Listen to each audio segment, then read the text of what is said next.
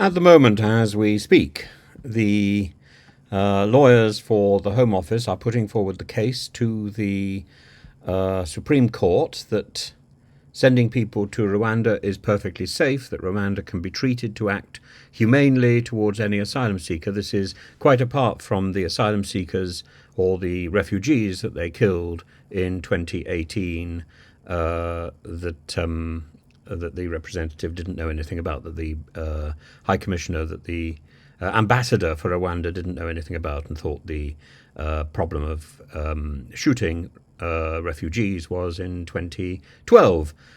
He got confused, poor man.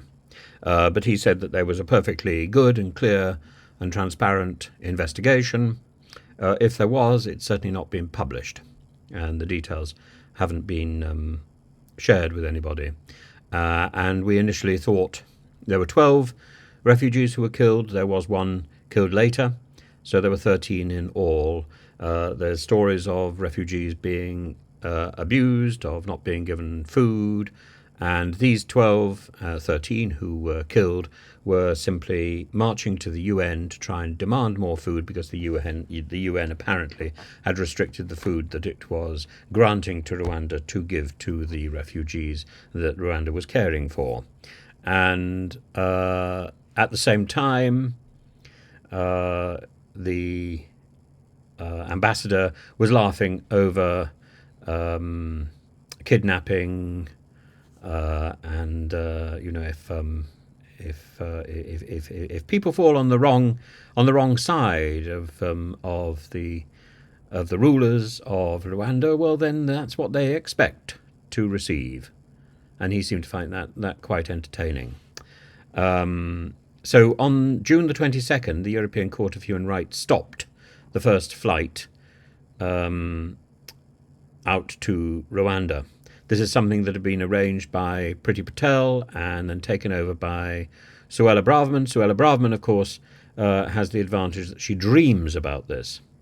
And Sir James Eady, KC, has said that there's every reason to conclude that Rwanda would want the arrangements to work and that Rwanda would respect international law. Well, so far, the evidence doesn't look terribly reassuring. He says that in order to make sure that international law is upheld, there would be a government official permanently stationed in Kigali. That must be fun. And that the UK has already put out £140 million, slightly less than it's wasted in the Birmingham to Manchester bit of the HS2 in buying up people's property, but I'm sure it can make a lot of that back by selling the same property back to them. So 47 migrants were supposed to be sent to Rwanda. That didn't happen in May 2022, and Sir James insists that while there are critics of the Rwanda plan, those critics are essentially racist because they just don't accept that Rwanda will do a good job. I'm sure Rwanda will do as good a job as it has done in the past. And the evidence suggests that isn't very good. And what we've got instead is reassurances and promises. Well, that's what we've got all the time from Suella Braverman. I suppose if it's good enough for the Home Secretary to make promises and reassurances and rhetoric, words, if another country chooses to do the same thing, we should trust them in the same way. Whatever anybody says, we should just trust them. And I think that is extraordinary.